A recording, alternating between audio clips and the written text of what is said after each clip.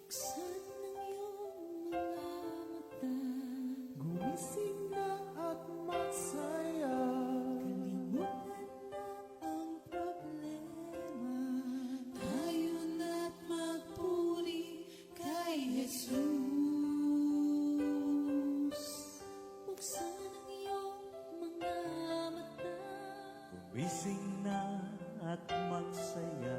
Kalimutan na ang problema. tayo na't magpuri sa Kanya.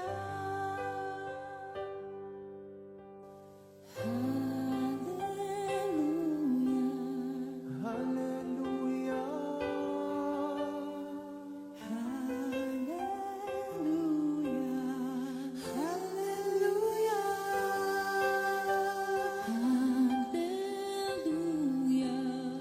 Hallelujah.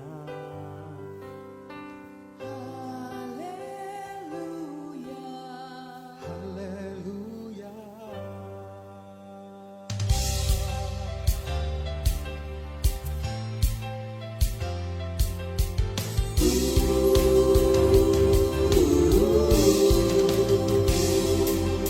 Buksan ang iyong mga mata, gumising na at magsaya. Kalimutan na ang problema, tayo na't magpuri kay Jesus. Buksan ang iyong mga mata, gumising na at magsaya. Kalimutan na ang problema, tayo na't magpuri sa Kanya. Hallelujah, hallelujah, hallelujah, hallelujah,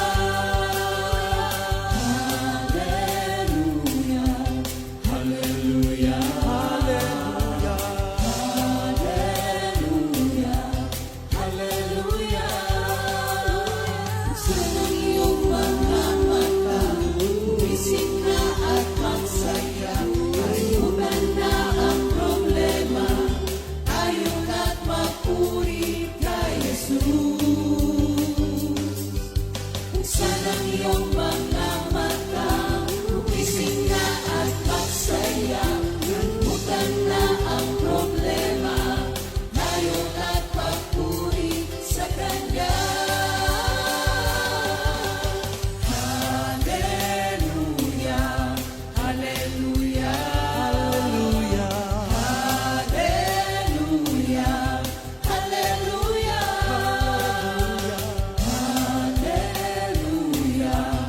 hallelujah, hallelujah, hallelujah. Di ka iiwan, di ka pababayaan. Kumapit ka, umawit ka, at magpuri sa Kanya. Buksan ang iyong mga mata, gumising na at magsaya. Kalimutan na ang problema, tayo na't magpuri kay Jesus. Buksan ang iyong mga mata, gumising na at magsaya. Kalimutan na ang problema, tayo na't magpuri sa Kanya. Hallelujah, hallelujah, Hallelujah. Hallelujah.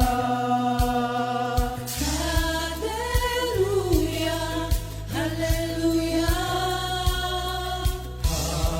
Hallelujah. Hallelujah. Sa iyong mga mata, gumising na at magsaya. Kalimutan na ang problema, tayo na't magpuri.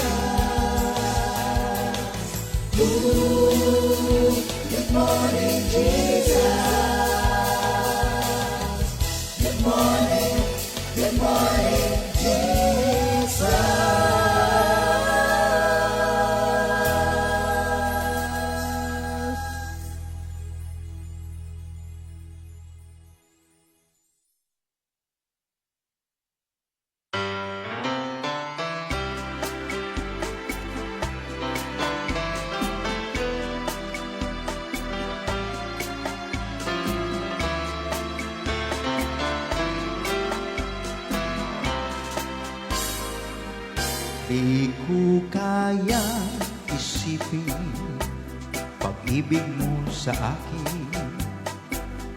Di ko kaya unawain ang pagmamahal mo. Sa bawat sandali, ikaw ang laman ng isip ko, Jesus. Panginoon, kaawaan mo ako. Di ko kaya isipin pag-ibig mo sa akin. Di ko kaya unawain ang pagmamahal mo. Sa bawat sandali, ikaw ang laman ng isip ko, Jesus. Panginoon, kaawaan mo ako. Dahil sa iyo, ako ay narito. Musap ka, Panginoon, susunod ako.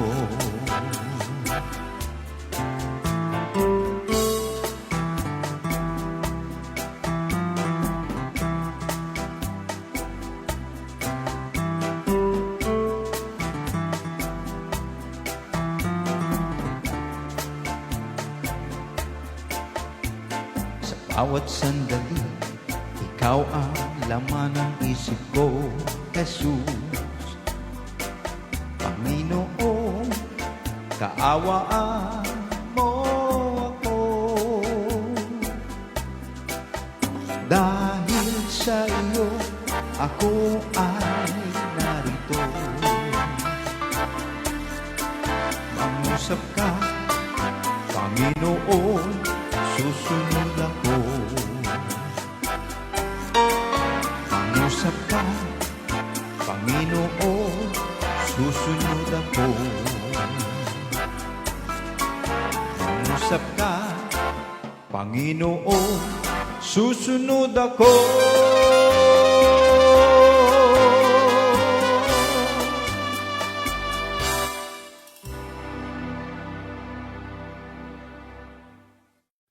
Good morning, Jesus! Hallelujah! Thank you, Lord. Magandang umaga po sa ating lahat at lalong higit sa ating Panginoon. Kamusta po kayo mga kapatid? Kamusta po ba ang inyong gising? Di ba yung lagi nating naririnig? Every gising is a blessing. Kayo po ba ay merong pagpapala na tinanggap na ngayong umaga? Alam ko na lagi tayong merong pagpapala sa ating Panginoon. At magandang umaga po sa ating mga kapatiran na patuloy na sumusubaybay at patuloy na nakikinig sa ating GMJ sa news, North, East, West, and South. Ganon din po sa ating mga kapatiran sa ibang bansa na laging nakasubaybay, no? At laging nakikinig. Sumain niyo po ang pagpapala ng ating Panginoon. At welcome po sa ating patuloy na pag-aaral dito po sa tungkol sa Way of the Cross. At bago po tayo magpatuloy, manalangin po muna tayo mga kapatid. Samahan niyo po ako. Hallelujah, hallelujah. Amang banal, Diyos na dakila, Diyos na makapangyarihan, napakabuti mo Panginoon, ikaw ang Diyos na hindi nagbabago. Maraming salamat po sa masarap na pagtulog, maagang paggising, panibagong buhay, kalakasan, kalusugan na ipinagkaloob mo po sa aming lahat. At ngayon po Lord, nihiling po namin na samahan niyo po kami, pangunahan niyo po kami sa aming gagawing pag-aaral. Gamitin niyo po kaming lahat na mga manggagawa upang ang mga pagpapala ng iyong mga salita ay maipaabot namin ng naaayon sa iyong ganap na kalooban. Maraming salamat po, Lord. Sa iyo po ang pinakamataas na papuri at pasasalamat. Ito po ay aming dalangin sa pangalan ni Jesus. Everybody say Amen. Yan. Thank you, Lord. Hallelujah. At sa atin pong memory verse, sa Titus 2:14. Yan po ang nakalagay. Who gave himself for us, that he might redeem us from every lawless deed, and purify for himself his own special people, zealous for good works. Yan po ang ating memory verse. Yan, purihin ang ating Panginoon. At ngayon po, dadako po tayo sa ating pag-aaral. At nabanggit ko nga po kanina, ang ating pinag-aaralan ngayon, ito po yung tungkol sa way of the cross. At kung tayo ay patuloy na nakakasubaybay, basahin ko muna ang ating message sa umagang ito. Hango po dito sa Luke chapter 23, simula po sa 33 hanggang 34. Yan. Samahan niyo po ako mga kapatid sa pagbasa. Luke 23, 33 to 34. Nang dumating sila sa isang bundok na tinatawag na Bungo, ipinako nila si Jesus sa krus. Ipinako rin ang dalawang kriminal. Isa sa kanyang kanan at isa sa kaliwa. Sinabi ni Jesus, Ama, patawarin mo sila sapagkat hindi nila nalalaman ang kanilang ginagawa. Pinaghati-hatian ng mga kawal ang damit ni Jesus, sila'y nagpalabunutan upang malaman kung kani-kanino mapupunta ang bawat kasuotan niya. Ito po ang salita ng ating Panginoon. Yan. Lord, salamat po sa mga salita na iyong ibibigay sa aming lahat. Gamitin niyo po ako, Panginoon. I am nothing without you. Speak to us. Makikinig po kami. Thank you, Lord. In Jesus' name, Amen. Alam niyo, nakakatuwa po itong ating binasa, mga kapatid. At kung tayo po ay nakakasubaybay, ito po kasi naganap, itong ating binasa, sabi nga dyan doon sa bundok na tinatawag na Bungo. So ang nabigay po kasi sa aking lesson, Jesus is crucified. Naisip niyo po ba, mga kapatid, ano ba ang dahilan bakit ipinako si Jesus sa krus? No? Bakit nga ba ipinako si Jesus sa krus? Alam niyo, sinabi po dito sa ating pag-aaral ang dahilan kung bakit ipinako ang ating Panginoong Jesus sa krus. Kaya nga pag tinignan po natin, grabe yung kanyang yung prayer niya. Sino ba namang tao na kapag nandoon sa ganung kalagayan, di ba, binugbog, sinaktan, sugat-sugat yung katawan, tapos halos maligo sa sarili niyang dugo. Tapos lahat ginawa sa kanya. Tapos ang kanya pang ipagpipray, Ama, patawarin mo sila sapagkat hindi nila alam ang kanilang ginagawa. So biro mo yung yung forgiveness. Kaya itong dahilan kung bakit si Jesus ay ipinako sa krus, alam niyo kung bakit, mga kapatid? Para ito sa kapatawaran ng lahat ng ating mga kasalanan. Ang forgiveness, mga kapatid, ang biblical meaning nito, ang forgiveness is the act of pardoning an offender. Is the act of pardoning an offender. Forgiveness means to let go, no? Ang forgiveness, to let go. Kumbaga, kapag sinabing pinatawad, kinalimutan. Hindi yung, di ba merong nagsasabi na pinatawad ko na siya, pero wag ko na lang makikita. O, hindi po yun ang forgiveness. So, ang forgiveness ay to let go. To release feelings of resentment or vengeance toward a person. Kayo po ba mga kapatid, naranasan nyo na ba ang mag-forgive? Naranasan nyo na ba ang magpatawad? Pero ang pinakamaganda mga kapatid, tayong lahat, naranasan natin kung paano tayo pinatawad ng ating Panginoon. Alam nyo, maging si King David, dinescribe niya ang forgiveness. Sa Psalm 32, verse 1, ang sabi po diyan, mapalad ang taong pinatawad na ang kasalanan. Grabe oh. Mapalad ang taong pinatawad na ang kasalanan at pinatawad rin sa kanyang mga pagsalansang. Di ba? Pag sinabing mapalad, sa English ay bless, happy. Yan. Tayo ba ay masaya mga kapatid? Alam nyo, yung mga pinatawad ni Lord, kailangan laging nagagalak, laging masaya.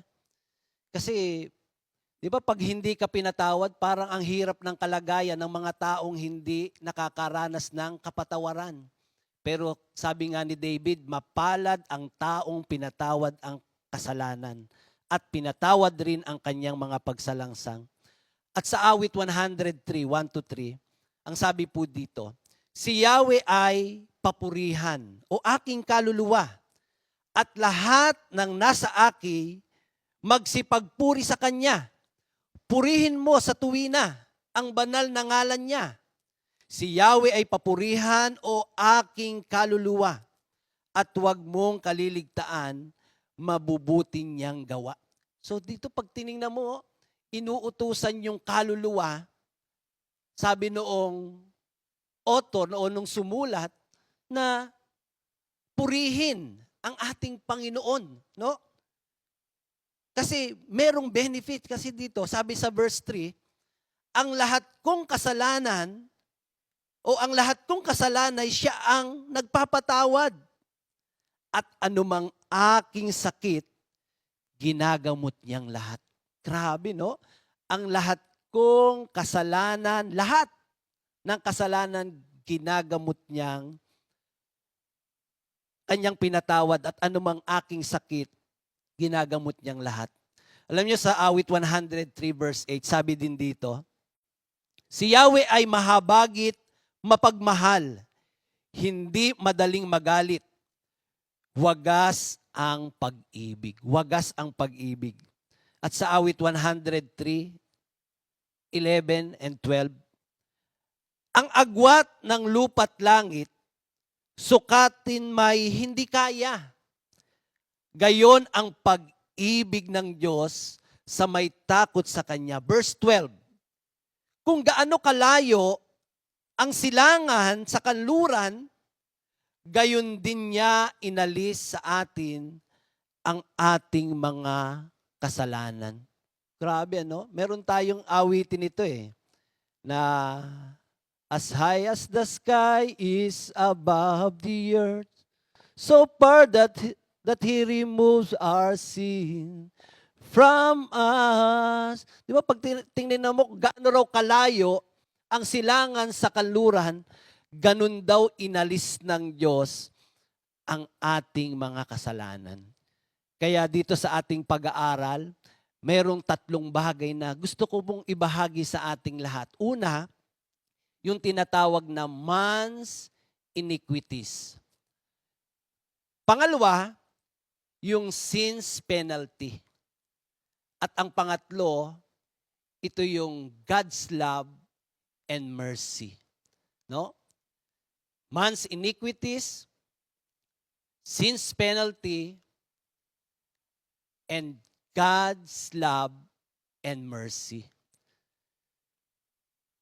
Sa Romans 3:23, alam na alam naman po natin yan na ang lahat ay nagkasala. No? Walang nakaabot sa kalwalhatian ng Diyos. Meron po ba dito na hindi nagkasala? So lahat po tayo mga kapatid, lahat po tayo ay nagkasala. Pero grabe yung prayer ni Jesus nung siya po ay nandun sa cross. Di ba sabi niya, Father, forgive them. They don't know what they are doing. Di ba pag tinignan po natin yung mga nakapaligid na mga tao doon sa pangyayari, di ba nandun yung chief priest, yung scribes, no, na sila yung nag-utos, no, nagsabi na patayin si Jesus.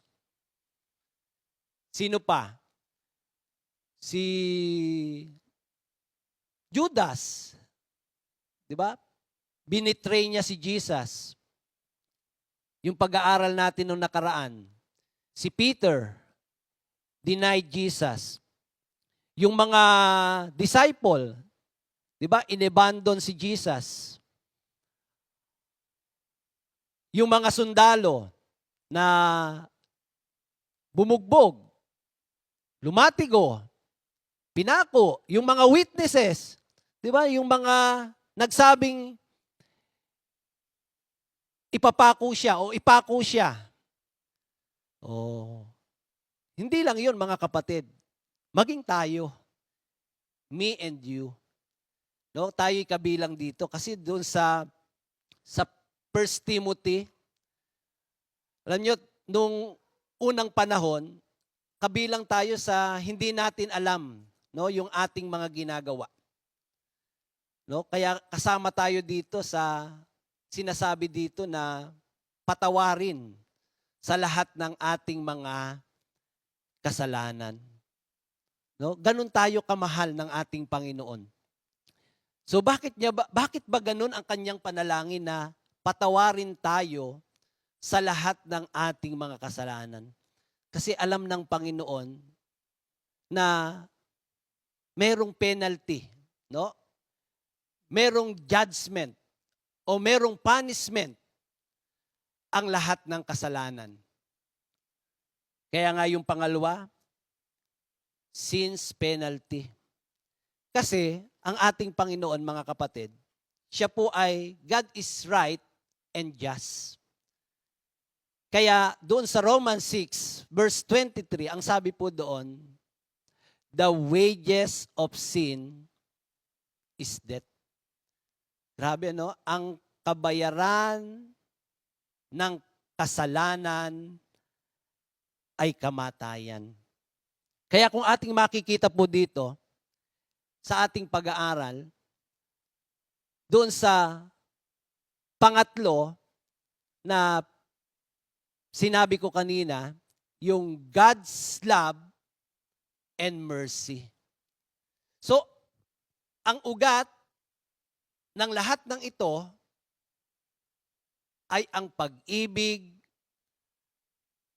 at ang habag ng ating Panginoon. So, ang pinakaugat pala ng ating kapatawaran na natanggap, no, sa ating Panginoon dahil sa kanyang pag-ibig at sa kanyang habag sa atin. Biro mo, minahal, kinahabagan tayo ng ating Panginoon. Kaya 'di ba doon sa John 3:16, na alam po nating lahat 'yan, na 'di ba lagi nating naririnig itong John 3:16. Ano po bang sabi sa John 3:16? Sa Tagalog, gayon na lamang ang pag-ibig ng Diyos sa sanlibutan. Kaya ibinigay niya ang kanyang bugtong na anak, upang ang sino mang sumampalataya sa kanya ay hindi mapahamak, bagkos magkaroon ng buhay na walang hanggan. Ang John 3:16 pala, ito po'y ang tawag daw diyan ay heart of the Bible. Di ba napakahalaga ng puso? Imagine kung walang puso. Kung wala tayong puso, ano kaya mangyayari sa atin, Minister Arnold, pag walang puso? Walang buhay. No? Walang buhay. Parang patay kapag walang puso.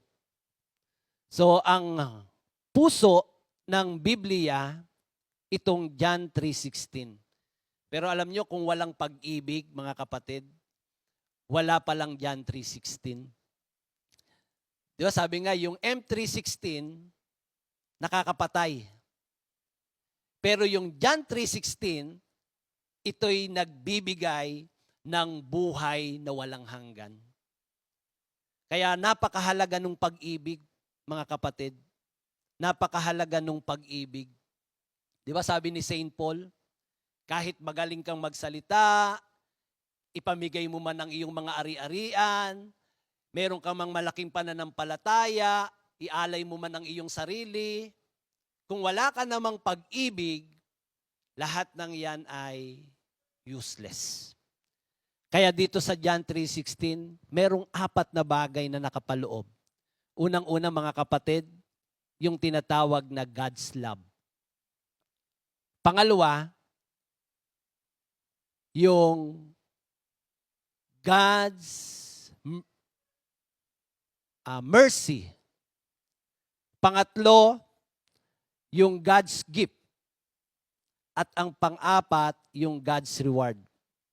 O pwede nating God's love, God's gift, God's mercy, and God's reward. So yung God's love, sabi doon, gayon na lamang ang pag-ibig ng Diyos sa sanlibutan. So ang pag-ibig ng Diyos, ito po ay para sa lahat, for all. No? Kaya nga doon sa Matthew, ang pag-ibig ng Diyos ay pumapatak sa mabuti at sa masama. So para sa lahat, ang pag-ibig ng Diyos. Pero alam nyo na, napakaganda na tayong lahat, di ba ang sarap na minamahal ka ng Diyos dahil sa paggawa mo ng mabuti. Hindi yung kaya ka mahal ng Diyos, kaya ka iniibig ng Diyos dahil sa paggawa mo ng masama. Di ba? Mas naisin na po natin na kaya ka minamahal ng Diyos dahil sa paggawa mo ng mabuti.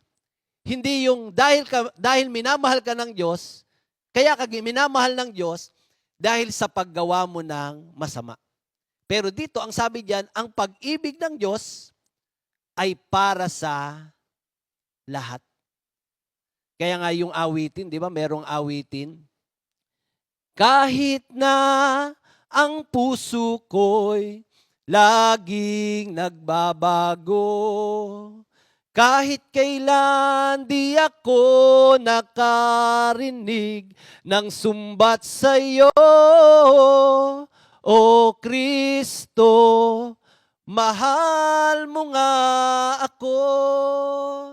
Di ba na kahit minsan ang ating puso ay pabago-bago, pero sabi diyan, no, yung pag-ibig ng Diyos ay laging nananatili sa atin.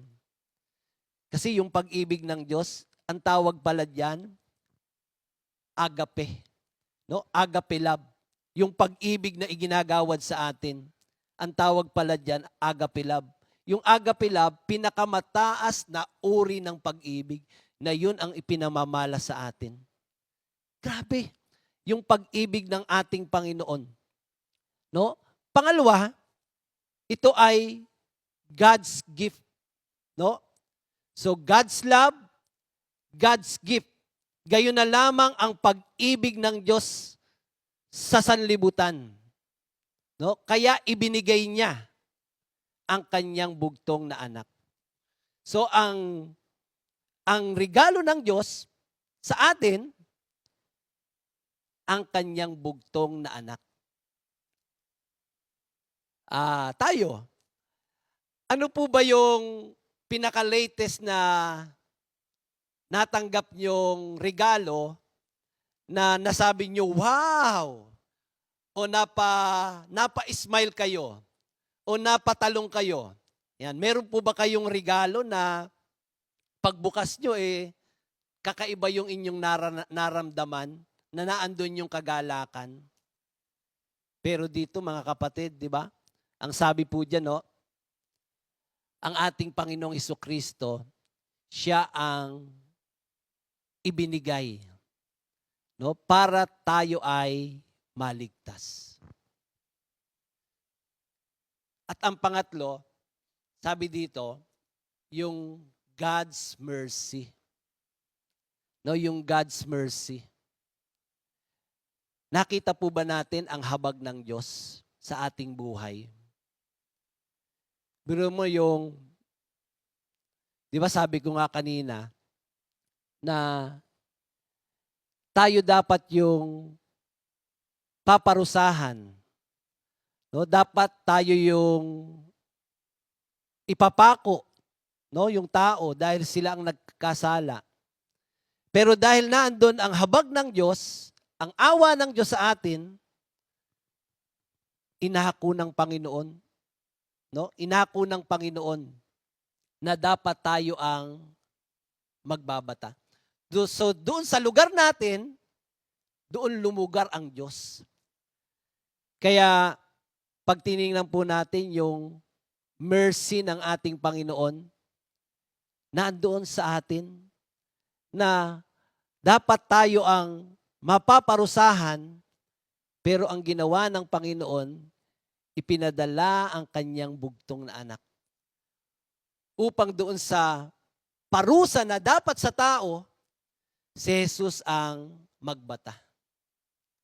Pero alam nyo, ang pinakamagandang naranasan natin ngayon, dahil doon sa ginawa ng ating Panginoon sa krus, dahil yung bunga ng pagpapatawad sa atin, nagkaroon tayo ng magandang buhay. No? Nagkaroon tayo ng buhay na ganap at kasiyasiya. Di ba, pag tiningnan po natin yung ginawa sa ating Panginoong Hesus, di ba nilagyan siya ng koronang tinik? So, ano bang ibig sabihin niya ng paglalagay ng koronang tinik sa ulo ng ating Panginoong Hesus?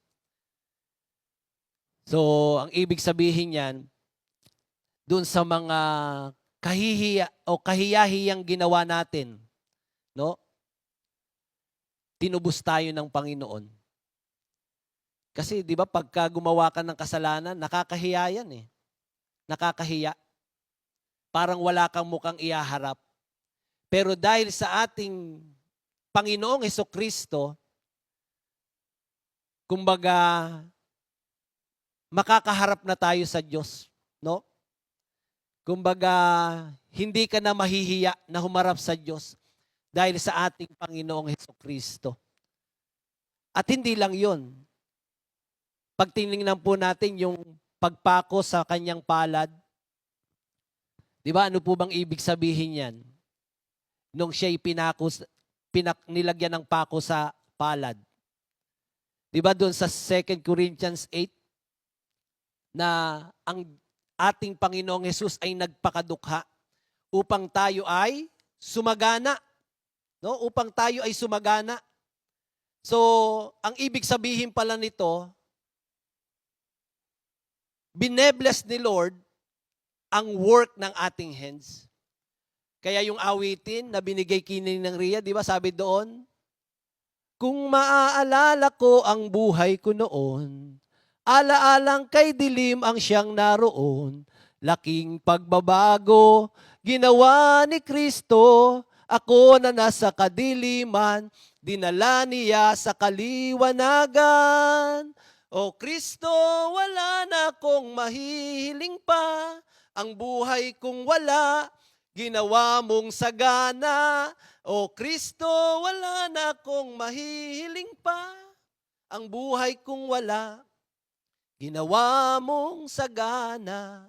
Diba? Pag tiningnan mo, na dating walang-wala ka, pero ngayon pinasagana, pinaunlad ang buhay mo.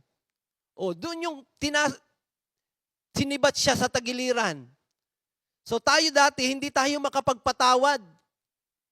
Pero ang ginawa ng Panginoon, inabot yung ating puso. Kaya ngayon hindi na tayo nahihirapan na igawad ang kapatawaran. Bakit po? Kasi naranasan natin ang kapatawaran nagmumula sa ating Panginoon. Kaya ngayon ang dali na nating makapagpatawad.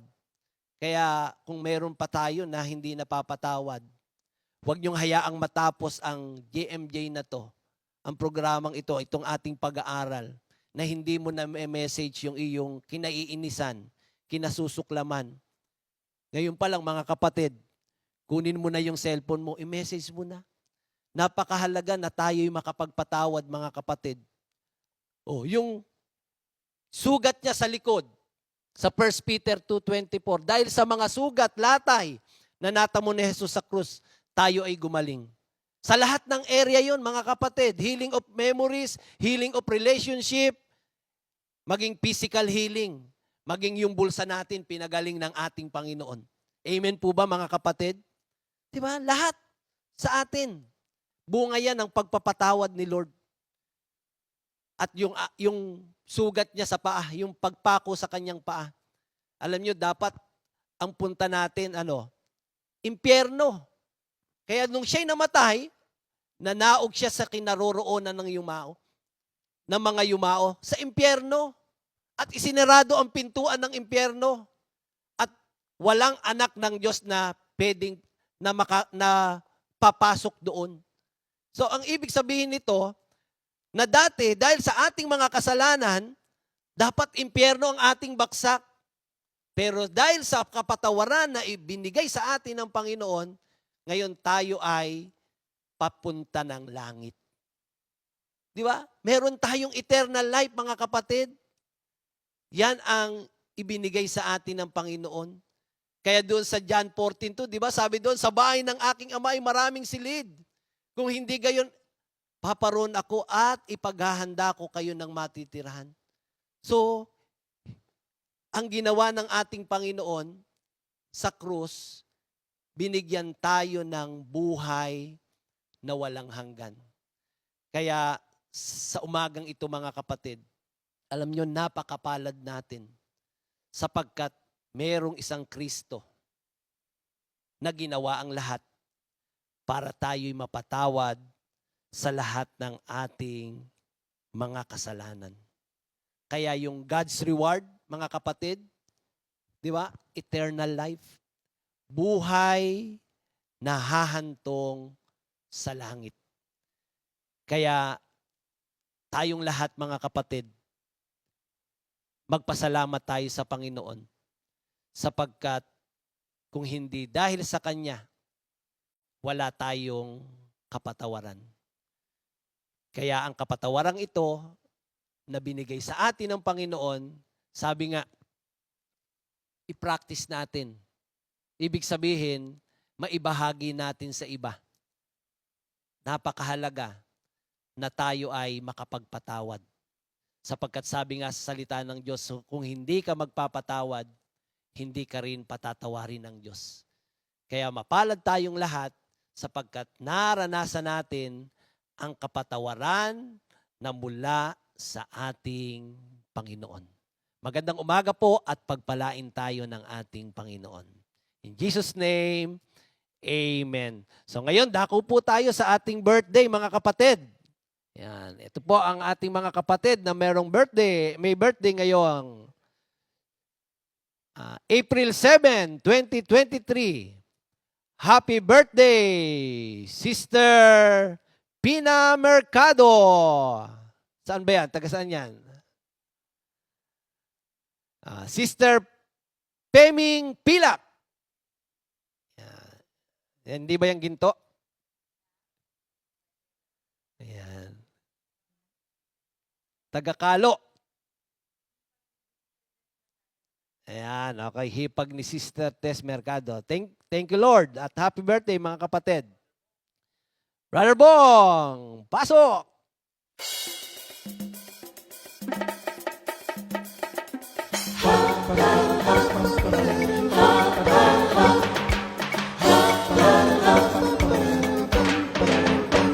Happy, happy, happy, happy, happy, happy, happy. Happy, happy birthday. Happy, happy birthday. Happy birthday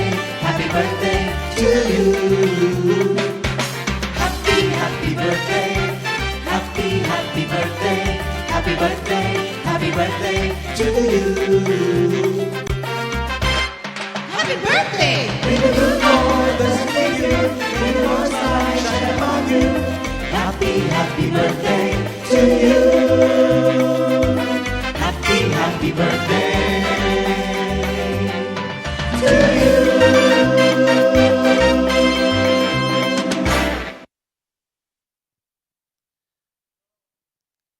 Happy birthday mga kapatid! Enjoy your day! At ngayon mga kapatid, dako tayo sa ating new song of the week. Ang title nito, One Empty Tomb. Composed by Brother Darwin Datu. Brother Dar, ang dami mo ng kanta. Music and arranged by Brother Alan Cabral and Sister Jan Yabyabin. Sige, pakinggan po natin yan at susundan po ito ni Ninong Pastor JB at Ninang Cora. Standby lang po tayo mga kapatid. Thank you, Lord.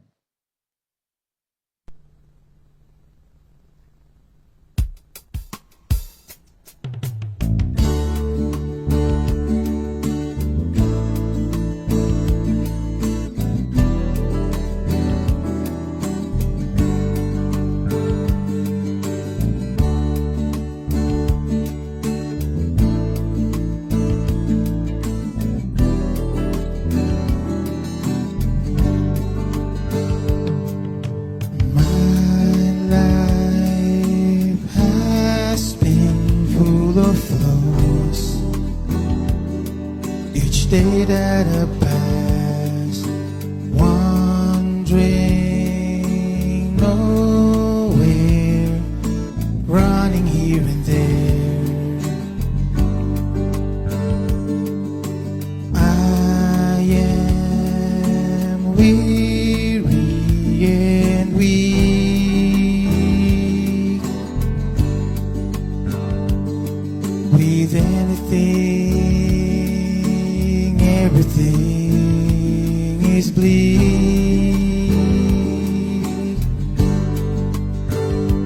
like a lamp to my feet. His words reminded me the grace of that one empty tomb has set me free. I am saved by Him, the one who died for my sins. I am saved by Him. He is risen. He is risen. I am saved by Him, the one who died for my sins. I am saved by Him. He is risen. He is risen.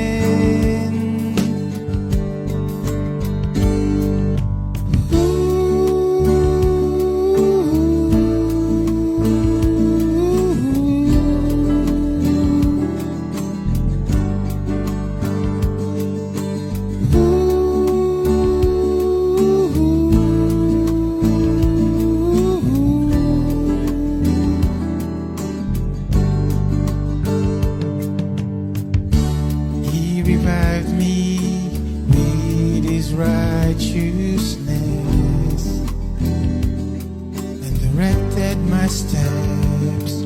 He gave me life with His steadfast love. Great is His mercy on me.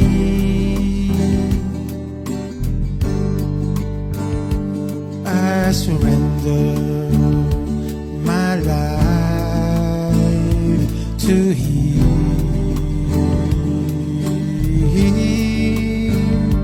like a lamp to my feet. words reminded me the grace of that one empty tomb has set me free. I am saved by Him, the one who died for my sins. I am saved by Him.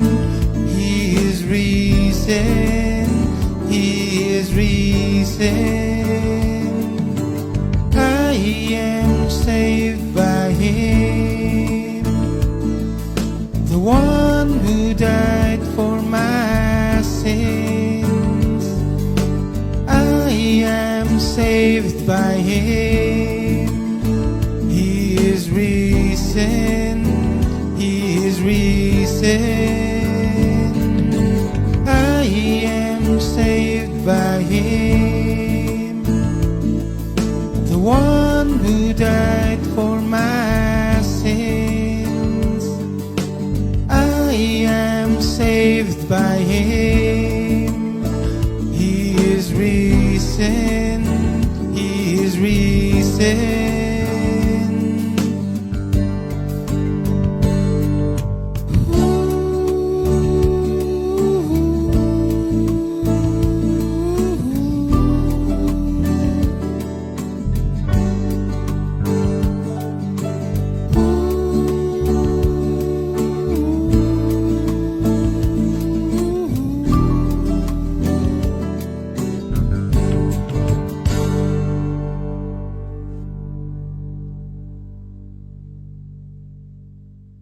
Okay. Thank you, Lord. Maraming salamat, Minister Jeff. Salamat sa iyong napakagandang sharing. At salamat din po, Lord, sa mga songs na binibigay mo sa amin, lalo po itong bago naming awitin na narinig ngayon. Napakaganda. Oo, napakaganda. Ngayon naman, pupuntahan natin ang pag-aaral na hango doon sa Luke 23:39-43. Pero bago po ang lahat, atin muna pong muling hingin ang bendisyon ng ating Panginoon, ng Banal na Espiritu Santo. Panginoon, maraming salamat po muli sa inyo. Kami binigyan ng pagkakataong mayapakan ang pinangyarihan ng aming pinag-aaralan ngayon. Salamat, Ama, at ngayon kami samahan mo sa aming pagninilay-nilay nito sa mga totoong naganap noon, lalo na ang nangyari sa dalawang magnanakaw na katabi ng iyong anak na sa krus, Jesus. Nawa po'y maging kalugod-lugod sa iyo ang bawat salitang mamumutawi sa aming mga labi, lalo po ang laman ng aming puso't isipan. Patawad po muli sa anumang kasalanang nanatili pa sa amin. Salamat sa kapayapaan. Ikaw ang maghari, sa iyo lahat ang karangalan, sa pangalan nga po ni anak ng si Jesus. Come Holy Spirit, we need you. Praise the Lord. So, basahin po natin yung Lucas 23:39-43. Hango po ito the New King James Version. At ang sinasabi po ay ganito. Then one of the criminals who were hung blasphemed him, saying, "If you are the Christ, save yourself and us." But the other answering rebuked him, saying, "Do you not even fear God, seeing you are under the same condemnation? And we indeed justly, for we receive the due reward of our deeds. But this man has done nothing wrong." Then he said to Jesus, "Lord, remember me when you come into your kingdom." And Jesus said to him, "Assuredly, I say to you, today you'll be with me in paradise." Sa Tagalog, Sister Cora, pakibasa naman sa Tagalog. Lucas 23:39-43. I'm sorry. Verse 39, nilait siya ng isa sa mga salarin na nakapako sa krus at sinabi, "Kung ikaw ang Mesiyas, iligtas mo ang iyong sarili at kami." Sumagot ang isa at sinaway siya na sinabi, "Hindi ka ba natatakot sa Diyos na ikaw ay nasa gayon ding kaparusahan? Tunay na ang kaparusahan sa atin ay matuwid, sapagkat tinanggap natin ang nararapat sa kabayaran ng ating ginawa. Ngunit ang lalaking ito ay walang nagawang anumang pagkakamali." Sinabi niya kay Jesus, "Panginoon, alalahanin mo ako kapag ikaw ay nasa paghahari mo na." At sa verse 43, sinabi ni Jesus sa kanya, "Katotohanang sinasabi ko sa iyo, Sa araw na ito, ikaw ay makakasama ko sa paraiso. Thank you, Lord. Thank you, Lord. Ang title po ng ating pag-aaral ay nilagay ko doon sa The First Fruit. Lahat po nating narinig na pag-aralan tungkol sa kalbaryong tinaas ng ating Panginoon ay dapat lamang magkameroon ng bunga. At ito nga pong ating nabasa ang magiging witness na talaga nga pong merong naging bunga kaagad. Itong istorya of the death of Jesus Christ on the cross deserves to be called the greatest love story of all. Itong kamatayan niya sa krus, though this is kamatayan, this is still a love story. Pero ito pong maliit na bahagi na kwento sa ating binasa sa Lucas 23:39 to 43 is part of that story. We can call this the greatest, shortest conversion to salvation. This tells us what the story of Jesus' death on the cross has to do with you and me personally, to all of us. And for this reason, it is truly one of the most important stories in the Bible. Kaya nga po yung subtitle natin dito is the greatest, shortest conversion story.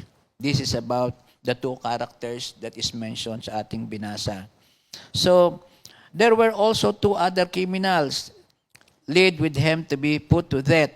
And when they had come to the place called Calvary, there they crucified him and the criminals, one on the right and the other on the left. Sino nga ang mga ito? We know very little about them. But by tradition, may nagsasabi na ito daw ay sina Dimas, yung tinatawag na the good one. Yun ang nasa right side ni Jesus Christ. And the other one is Hestas. Ito yung the bad one. The one on the left. Ito yata'y nasa pasyon na binabasa ng ating mga kababayan, ng ating mga kasama sa simbahan. I don't know. Tanong ko nga kay Sister Cora, kay Sister Ria, kung ito'y nabasa niya. Pero,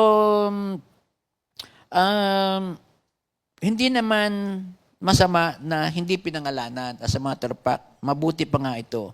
Whoever they are, nameless to us, and that their specific crime is left untold. Kasi sa ganung pamamaraan, we can place ourselves in the story with them. It was, after all, no mere accident that these two men were crucified with Jesus. It was the fulfillment of a promise that God had made long ago in the Old Testament, dun sa Isaiah 53 verse 12. Dahil dito, siya'y aking pararangalan kasama ng mga dakila at makapangyarihan sapagkat kusang loob niyang ibinigay ang sarili at nakibahagi sa parusa ng masama. Sa parusa ng masama ang dalawang kriminal. Inako niya ang mga makasalanan at idinilangin sila'y patawarin. Doon sa Matthew Gospel, he uses the word that translated robbers. Sino nga ba? Ang tawag sa kanila ay mga magnanakaw.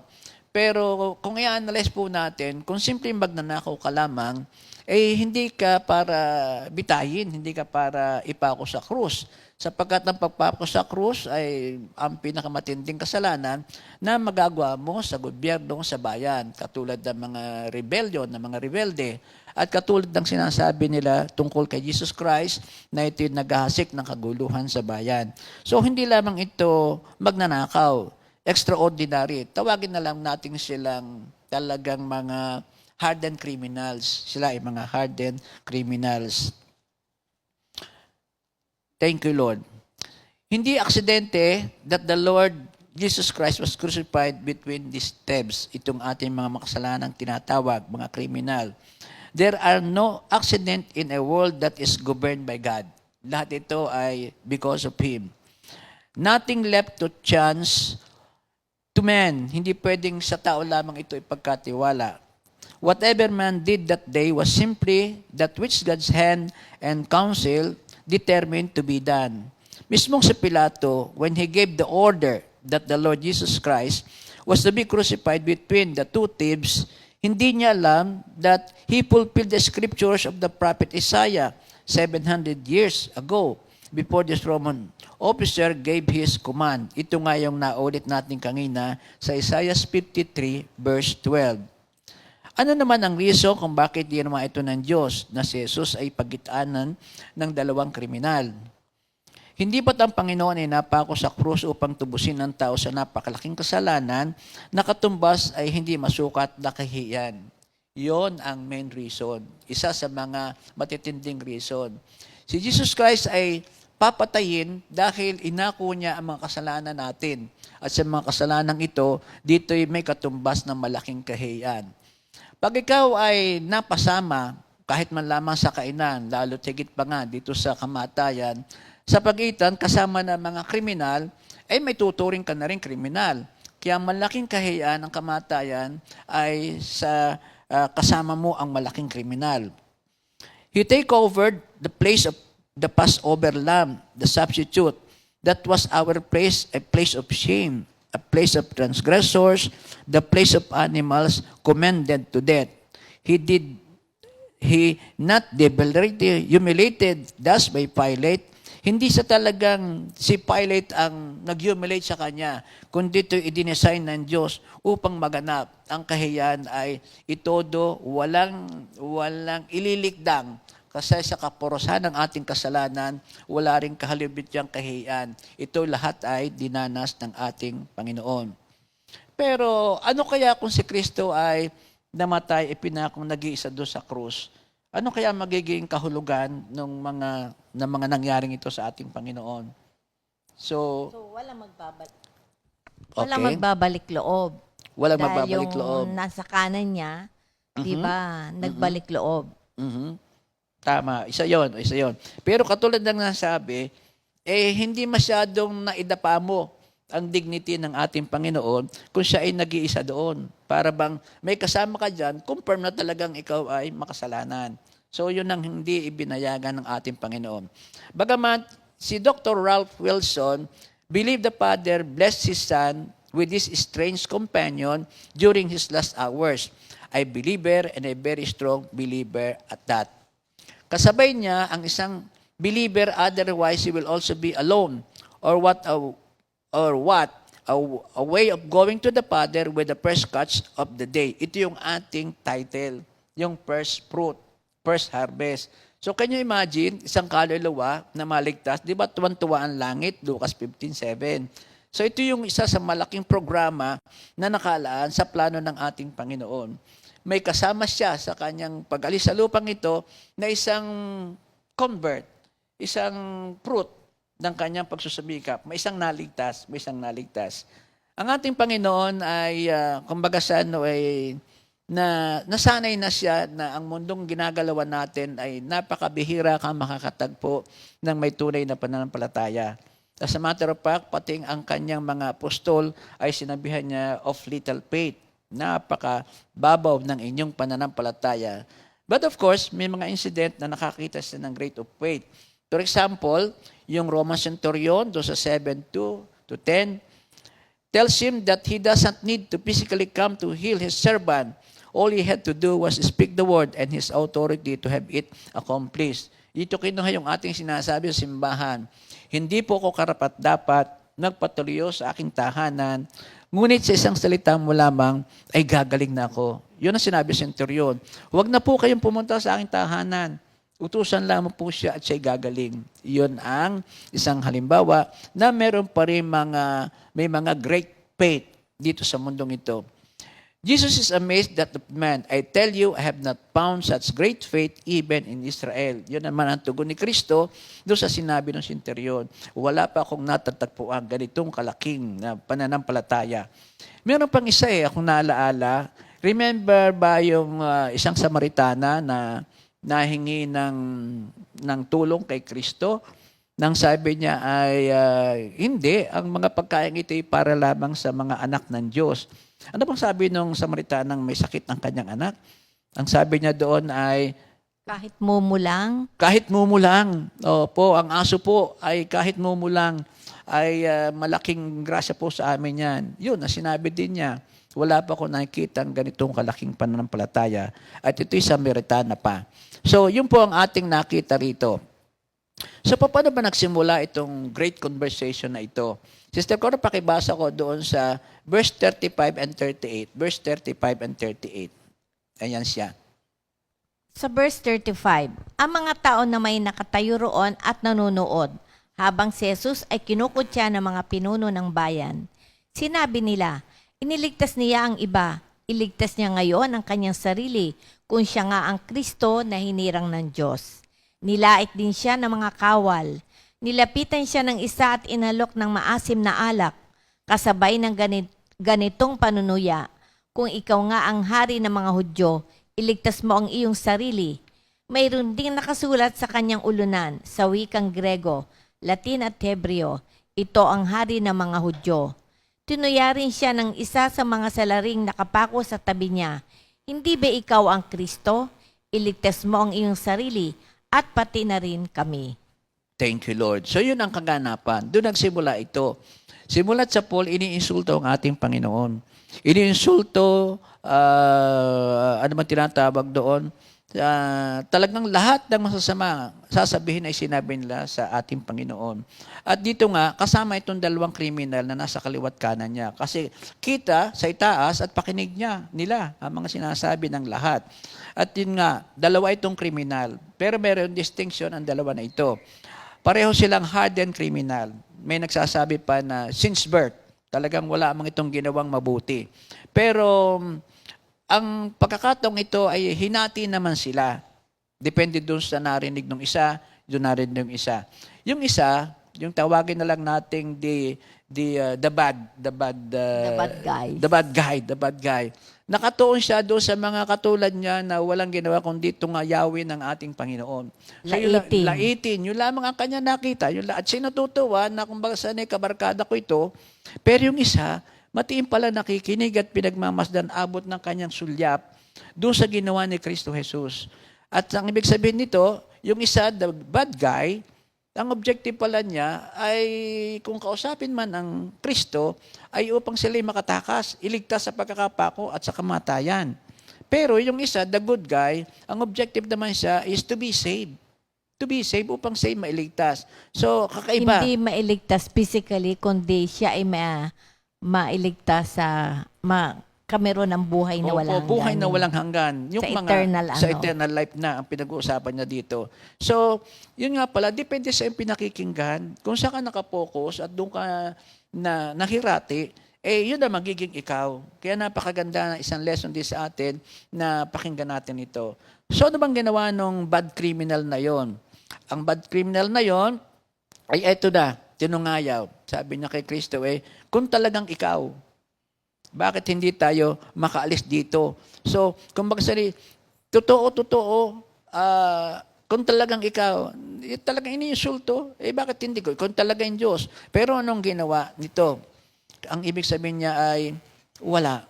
Parehas na lang tayo ngayon, tayo equal na, maniniwala ako sa iyo kung tayo maalis dito sa pagkakagapos na ito. Samantala, yung pangalawang kriminal, yung nasa kanan, the good guy, the good thief, he looked closely at pinakinggan nga niya itong ating Panginoon sa kanyang pagsasalita. Una sa lahat, yung kanyang puso ay na-humbled by the Lord. He asked the other, do you not even fear? Hindi ka ba natatakot sa Diyos na kaharap mo? Kaagad nakita niya na ang taong ito ay Diyos, sapagkat naramdaman niya at narinig niya.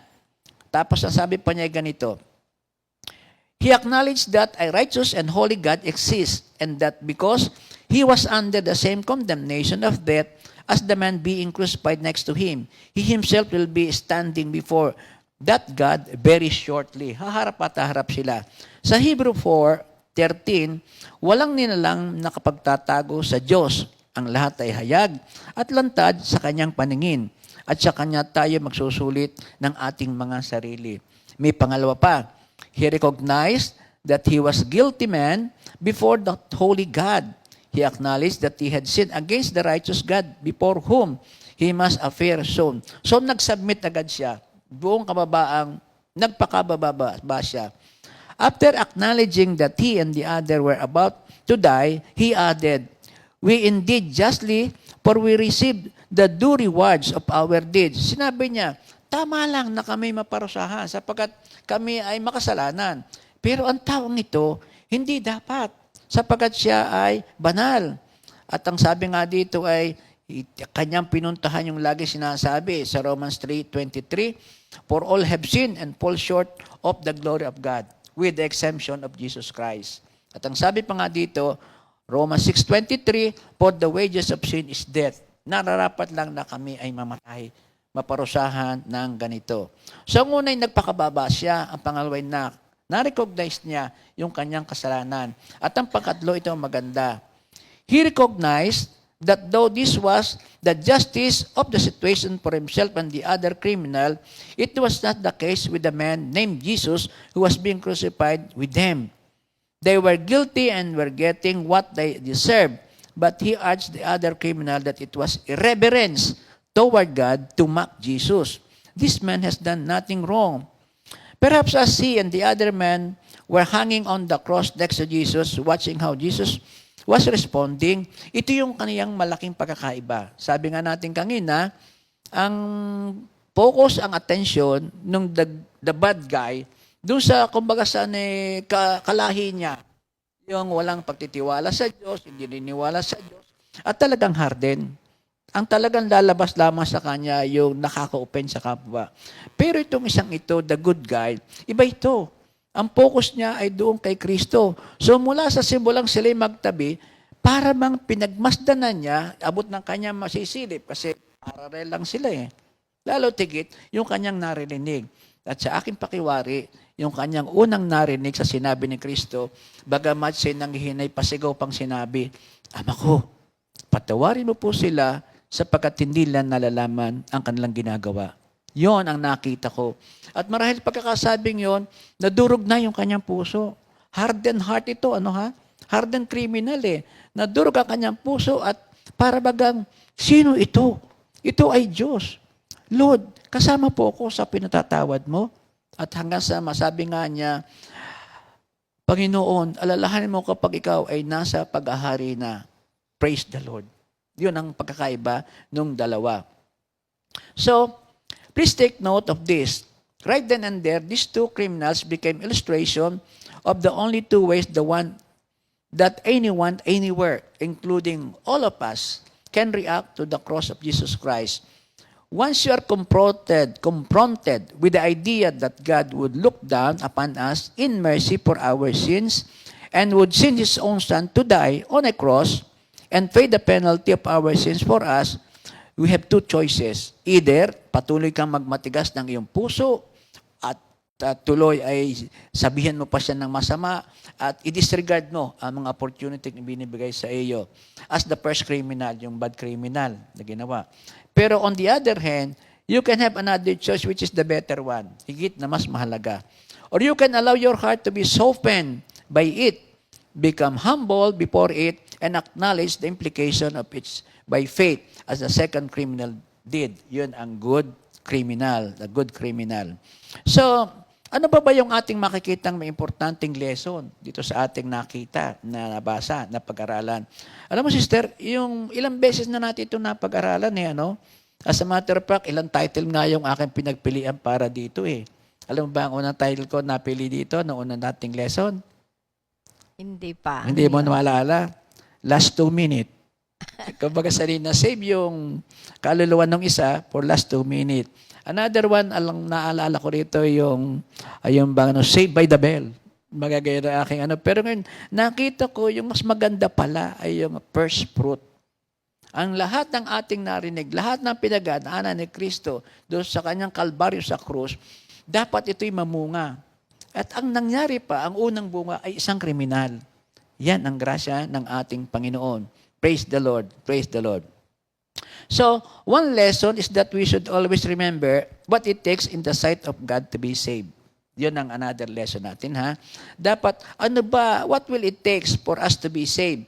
Sometimes we add a whole lot to the requirements, to what is necessary for someone to be saved.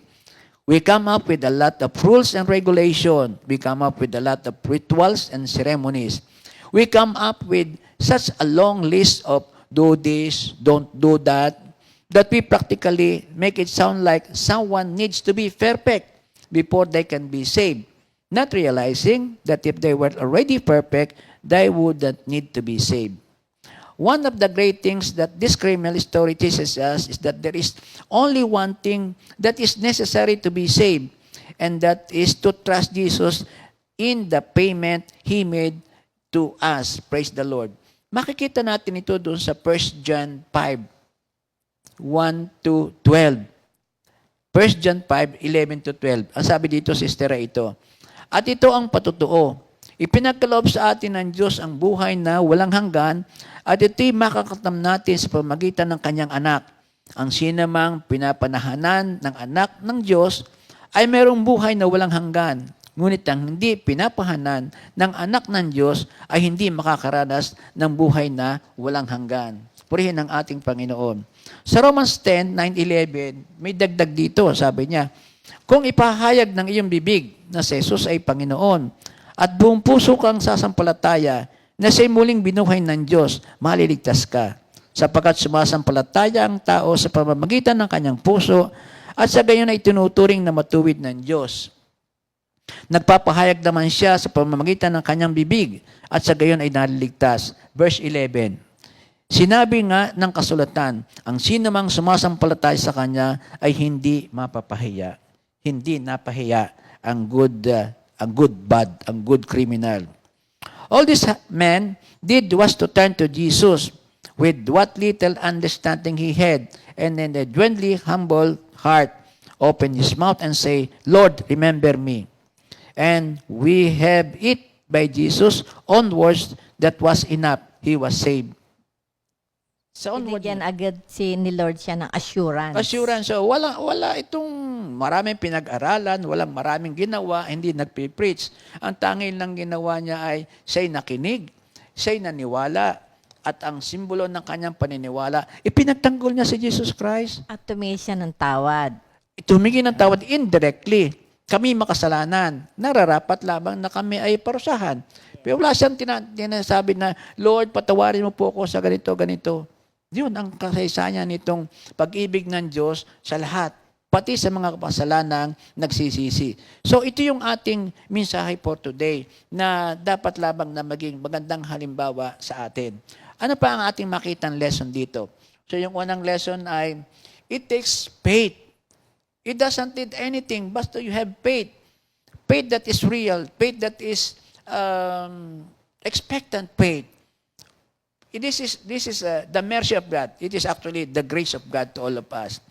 Another lesson is that we should make absolutely sure that we have, each one of us, personally done what this criminal did. We should make sure that we have personally turned to Jesus by faith and have, in our own words, prayed, Lord, remember me. Lord, remember me. Magkanta rin yan ha. We should not take from this story the idea that we can put the prayer off until the future. Yung tinatawag na deathbed salvation. Kasi meron ako nakita na, ano ba? Ay, saka na lang ako. Bata pa ako, brother. Saka na, pag ako'y nag-retire, mag-enjoy muna ako. O, sika, meron pa ako inaasikaso eh. Kasamahan ito noon eh. Yung saka na, ang problema, ito nga lagi natin sinasabi pagka tayo ay nangangaral tungkol dito, ano? Huwag na huwag niyo itong gagamitin sapagkat baka hindi kayo maroon ng pagkakataong katulad ng ibinigay sa criminal na ito. Baka hindi ka na makapagsalita, wala ka ng wisyo, heart attack, aksidente. So ngayon pa man, Lord, remember me to write my name in the book of life. No? May awit siya na. May awit yan. But before that, ito actually, ito yung isang katunayan na yung heart of the Bible. Ano bang heart of the Bible? John 3:16. John 3:16. John 3:16. Ano bang sinasabi sa John 3:16?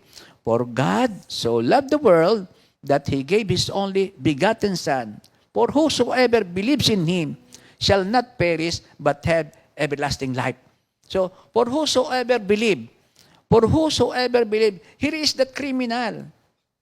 For whosoever Lang believe, sa naniniwala. anytime. Hindi sinabi dito na for those who believe, provided you are not criminal, hindi lahat ng maniniwala sa sinabi ng Diyos. So very solidly, ipinakita na ang John 3:16 na promise ni Lord ay nagaganap.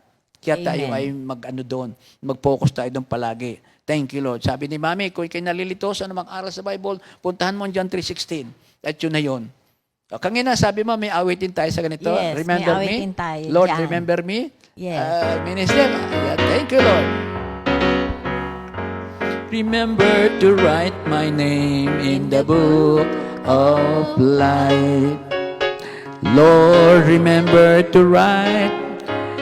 Lord, remember to write. Lord, remember to write my name in the book of life. Lord, remember to write my name in the book of life. My hope in you, oh Lord, is all I have. So please don't make me sad, but make me glad. My hope in you, oh Lord, is all I have. So don't please make me sad, but make me glad.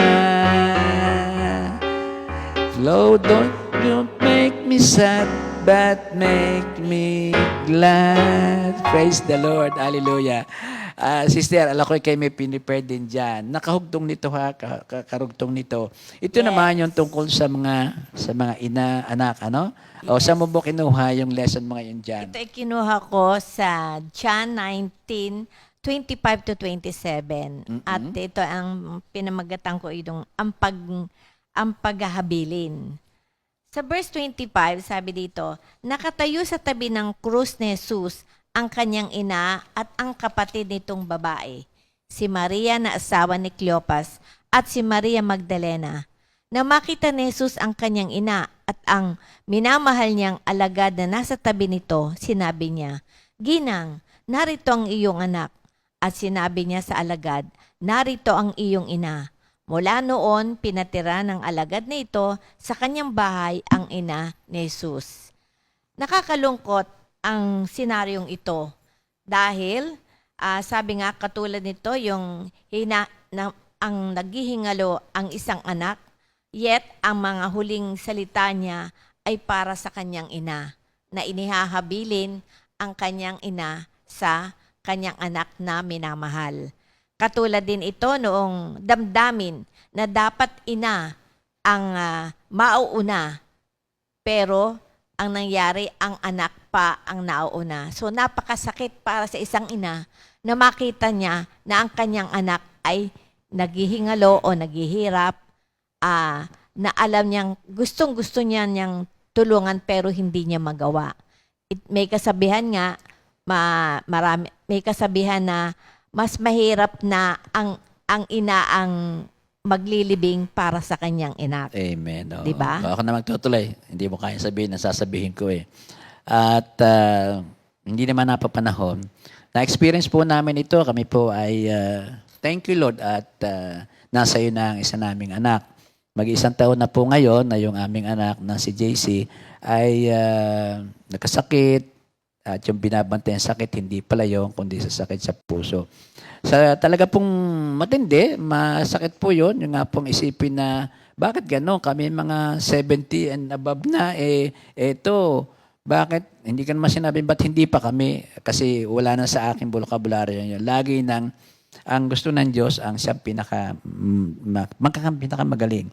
So nangyari nga po na sa unang dagok nung experience na yun, napakalungkot at medyo talagang hindi ka mo papigilang hindi ka iiyak. Pero hindi naman nagtagal dahil nga po ito na yung mga lesson natin na nakita. At isang balikan yung kasaysayan ng bata, ang kanyang pagsusmikap, na hindi siya maging pabigat. Pagkatapos po ay ito na nga, kinuha siya sa sakit sa puso. At after that, yun. Nakalipas na nga isang taon, November 7 yun, ano, mami? Mag-iisang taon Mag-iisang na. taon na siya. This no? coming November At para 7. namang parang katulad din ito, para bang hindi man niya sinabi, kasi nung siya ay parang nagdideliryo, pagka yung toxic ay umakit sa kanyang isip, wala siyang lagi sinasabi doon, kundi ang tungkol doon sa kanyang anak, si Rapa. So by that, parang ganito rin ang kwento, para bang inihabilin yung kanyang anak sa mga naiwan sa amin, sa kanyang mga kapatid. So, thank you Lord at may message agad sa amin na bigay at ang kapayapaan mo nga po ay maraming salamat. So, Sister Cora, ayan, ikaw naman, ikaw in-interrupt ko. Kaya nga, dito sa ating pag-aaralang ito ay talagang napakahirap talaga na maging isang ina na makikita mo ang iyong anak ay naghihirap. Gustong-gusto mong tulungan pero hindi mo magawa. Dahil nga, di ba ang isang ina, katulad nga sa ating pag-aaralan ngayon na ate mo nang banggitin ang ating mga pangunahing dito Tawan. na mga tauhan. Katulad nga, unang-una ay si Mama Mary. Si Mama Mary ay dito sa Poor Gospel, ay dito lang ang sadya nakita, nagkameron ng record na siya ay nasa presence na sa krus. Pero may katiyakan na siya ay naroon sa lugar na iyon dahil sa pag-oobserba ng Passover. Every year, his parents went to Jerusalem for the feast of the Passover. Makikita yun sa Luke 2:41. At naiba ito kaysa nagdaang Passover. Maraming naniniwala na siya ay balo na, patay na si Joseph. And now, here his son is in trouble. Na-aresto, then na-condemn at nakapako sa krus at hindi magtatagal, ito'y mamamatay. So, dito nga, si Mary ay kasama ng kanyang mga best friend, ng mga relatives, but their love and compassion did not diminish the sadness and agony she was feeling. Her friends and sisters shared her grief, but her grief was not diminished. But when she heard his son's voice of love and compassion, that spells the difference. Ito yung ultimatong kaganapan ng propesiya ni Simeon sa kanya. Ito'y matatagpuan doon sa Lucas 2:34-35. Binasbasan sila ni Simeon at sinabi niya kay Maria na ina ng bata, narito siya at itinalaga upang ibaksak at itindig ang marami sa Israel.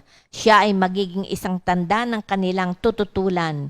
Ito ang mangyayari upang mahayag ang mga pagtatalo ng maraming puso. Sa iyo rin, isang tabak ang tatagos sa iyong kaluluwa. Yan ba, Mami, yan ba ang yung i-dedicate si Jesus Christ? Yes, doon sa Oo. temple na Oo. sabi nga ni Simeon, hindi siya mamamatay hanggat di niya nakikita ang ating Panginoon. At sa huling sabi naman sa kanya, tatarak sa iyong puso Yes. ang mga magaganap sa anak mo para bang Kaya ito nga ang nangyayari na. dolorosa, no? Nararamdaman na ni Maria. Sorrowful mystery, parang ganon. Yes, I see. sorrowful Thank you, Lord. mystery. Ang padalwa yung ating Apostol Juan. Sabi nga dito, the disciple whom Jesus loved. This disciple is clearly identified as the author of the Gospel of John. Yung sa John 21:24. Sabi niya, siya ang alagad na nagpatotoo tungkol sa mga bagay na ito. Siya rin ang sumulat ng mga ito at alam nating totoo ang kanyang pahayag. Perhaps the gospel writer doesn't identify himself by name out of modesty. Okay. Yes. Ngayon, may mga pangunahing pag-aaral ang ating makikita dito. Yung woman, here is your son. Ginang ang iyong anak. Una, tinawag niya si Maria na ginang hindi mother. Sa NIV version, ang sabi dito ay, dear woman. Nakakagulat ito lalo na sa ating kultura. But in Jesus' culture, it was perfectly proper for a man to address a woman this way. The word for woman used in this context in the original Greek, when the noun woman, it is always meant as a term of respect or endearment. One scripture scholar is unusual in that Jesus addresses his mother in this rather impersonal, though polite. However, this could be simply because mere biological connection to Jesus is of little importance. Matagpuan ito sa Matthew 12:46-50 and Luke 8:19-21. What is important about Mary is that she is the new Eve. She is the one who says yes to God. Kailan natin narinig yon nung tanggapin niya na siya ay magiging ina ni Jesus. Then whereas the first Eve said no. The first Eve was called woman sa Genesis 2 verse 22, as is Mary sa Genesis 3 verse 15, the seed of the woman. Both at the beginning of Jesus' ministry sa John 2:4, sa wedding at Cana, and at the end, John 19:26, our lesson today. The title is both respectful and theologically important in revealing Mary's role in salvation history. More important message is Jesus as Mary's firstborn. Jesus legally responsible for her welfare to ensure that she has a place to live and food to eat during her widowhood. So, Jesus entrusts his mother to John's care instead, and John takes his commission seriously. At sinabi niya sa alagad, narito ang iyong ina. Mula noon, pinatira na alagad na ito sa kanyang bahay ang ina ni Jesus. So, Jesus is clearly appointing John as responsible in his stead to care for his mother in her widowhood. She is a widow, soon to be a widow who will be known as mother to that crucified criminal Jesus. Life will not be easy for her. The other children in the family, whether hers or Joseph's, were just don't know. Don't believe in him as she does. Sa John 7:3-5. Though it might eventually be judged their legal duty to care for her, perhaps Jesus senses that such care will be less than what she deserves.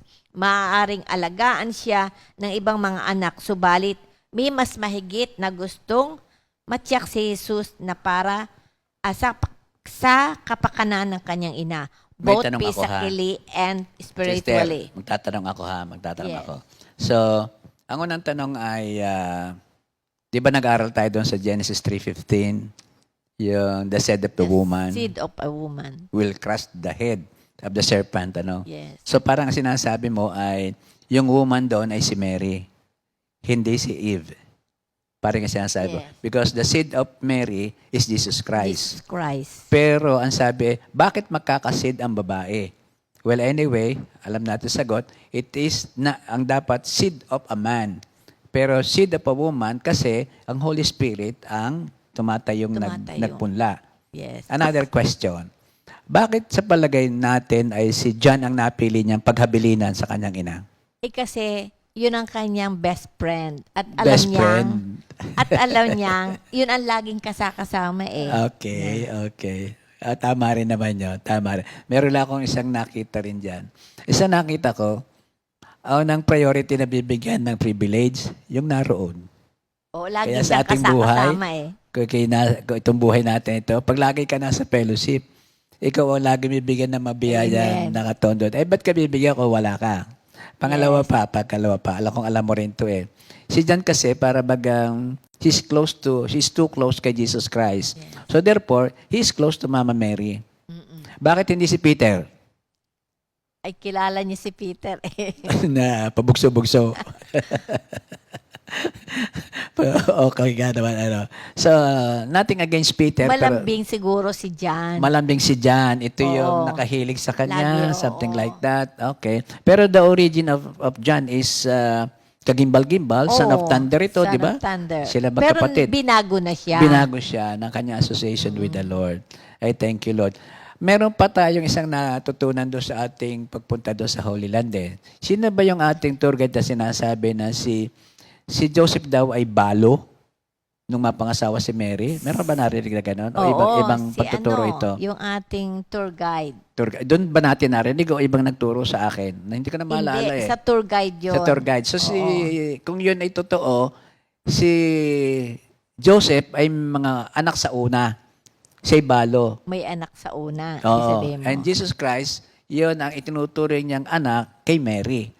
Parang ganon. Kasi doon naman, di ba, uso na, nung panahon yun, basta adopted, parang tunay ding anak. Oo. So, Pero that's another school of Yes. thought. The other school of thought is really si Jesus Christ ang panganay ni Maria.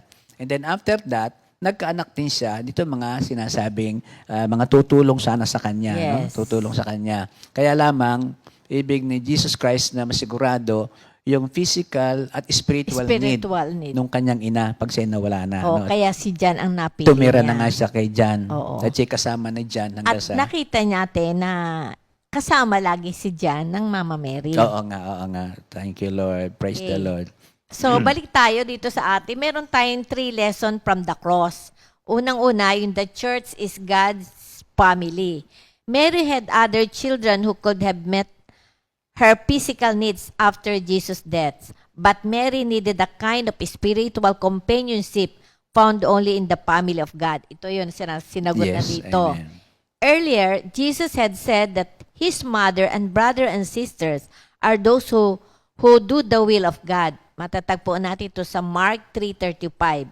So in the church, believers treat older men as fathers, younger men as brothers, older women as mothers, younger women as sisters with all purity. Sa 1 Timothy 5:1-2.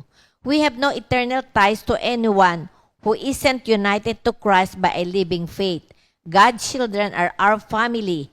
When it comes to caring for those we love, we must learn to involve the covenant community. Yan ay carried hanggang langit, ano? Yes. Yung spiritual relationship, yun ang Yeah. tunay na family Yeah. ang sinasabi mo. So yun ang church is God's family. Amen. Ang padalwa, yung children must care for their mothers.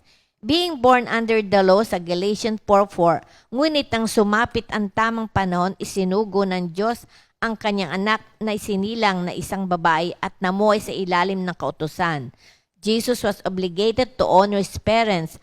How perfectly he fulfilled that law, providing for his mother even on his deathbed. Here is another example of Jesus practicing what he preached. So, ang last ay yung mothers must love their children. So, sa ilalim ng cross sa ganitong pagkakataon, Mary could do nothing for her son. Ganoon pa man, Mary shows the commitment of a caring mother.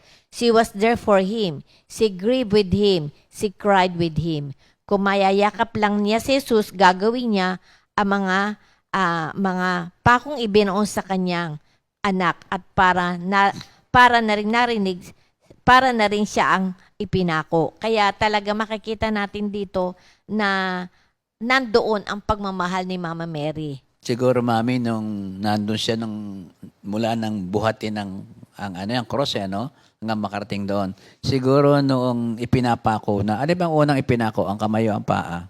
Parang kamay. Kamay ang unang ipinako. Whatever Parang it is, ano? siyempre, pag pinukpok mo yun, para doon nga sa Passion of Cross, nung pinapanood natin, yung pinapako yung kamay niya, ay parang nararamdamin, napapagay yung kamay. Yun ang aking gusto sanang itanong sa iyo. Siguradong si Mama Mary, mas higit pa. Mas higit pa. O, Ay, anak na yun tayo nga, sa panunood lang talagang Oo, tayo yung kung actual saan lalo na. para nararamdaman natin yung mga pagpakong iyon. Naalala kaya niya yung sinabi ni Simeon, yung tatarak sa kanyang puso, ang patalim. Sigurado yun. Parang yung mga pakong yun ang tumarak sa kanya, no? Lalo nung sundutin yung tagiliran. Yes. Oo nga, talagang Lord, salamat po at ito'y naganap na. Meron din dito yung Legacy of Jesus Actions. Yan ang subtitle natin, di ba? Yes. Yun ang subtitle natin. Ngayon, yung unang-una, yung pagkahabag sa pangangailangan ng isang ina. Yung Jesus provides PD for motherhood's demand. Motherhood can be a great burden. It places great demands on mother's emotional and physical resources. Jesus bore the heavy burden of the cross so that he could give us the light burden of the Christian life. Jesus said, "Come to me, all you who labor and are heavy laden, and I will give you rest." Sa Matthew 11:28. Everything that is demanded of mothers, Christ supplies through his life. We experience the comfort of his provisions through faith and imitate walk with him. Sister, alam mo ba nung Sunday yung ating lesson, parang kahawig niyan, doon Yes. sa 1 Peter 2:11-12, yung bang kung ikaw'y nagsasuffer, if you're a Christian, just think that you're a suffering Christian. Yes. Because ikaw ay naiiba na. Ikaw ay kasama doon sa iniligtas ni Jesus Christ sa cross, and in the process, yan ay kabahagi mo na si Kristo doon sa kumbaga sana hindi agad mawawala, pero ba yung ikaw ay may inaasahan? Yes. Ano? You are a suffering Christian, you are a suffering mother Not just a suffering mother, but a suffering Christian Christ. parent. Yes. Yun ang lesson natin doon. So, be strong, no? Yes. Stay put at kaya natin yan sa Yes. pangalan ng Jesus. At ang padalwa, yung kapatawaran sa pagkukulang o pagkakamali ng isang ina. Jesus provides pardon from motherhood guilt. Dahil sa bigat ng kanyang tungkulin, motherhood can produce much guilt. This guilt can be spiritually, emotionally, relationally, and even physically. In His death, Jesus graciously tell women and men, hindi mo kakayaning lahat. Marami kang pagkukulang, kaya namatay ako para sa iyo. Yun ang isa kong iniisip habang pinag-aaralan natin yan. So yung pagkamatay ni Jesus Christ sa cross, hindi lamang ang tinubos niya din mga kasalanan, ikay nagsinungaling, ikay hindi gumalang sa iyong magulang, ikaw ay nagnakaw, ikaw ay nakapatay. Hindi lamang pala yon. Lahat palang uri ng kasalanan, including yung either na alam mo o hindi, na mga pagkukulang at pagkakamali ng isang magulang. Yes. Yon. Napaka-special talaga ng mga ina sa puso ni Jesus. Yes. Ano? Kaya Thank you, nga, Lord. only Christ can measure up to the demands of the law of motherhood. Yes. When we take hold of Christ by faith, all our guilt is banished to the grave. In God's eyes, believers are now as innocent as Christ Himself. At ang patatlo, yung kapayapaan sa concern ng mga ina. Jesus grant peace for motherhood's concern. Paano na ang naging mga anak na lalo kung wala pa kay Lord? So, how will they possibly turn out well considering our own failures and shortcomings? Jesus died on the cross to give us new life. Yun. The Apostles Peter reminds us sa Acts 2:39, for the promise is to you and to your children and to all who are afar off, as many as the Lord our God will call. Tatlo pala yung assurance na iniwanan ni Kristo Yes. sa Arla. Una, yung magiging pangangailangan nung nabalong ina. Yes. Ano? And the Lord will provide. Kaya Yes. mahal na mahal niya ang mga balong ina. Ano?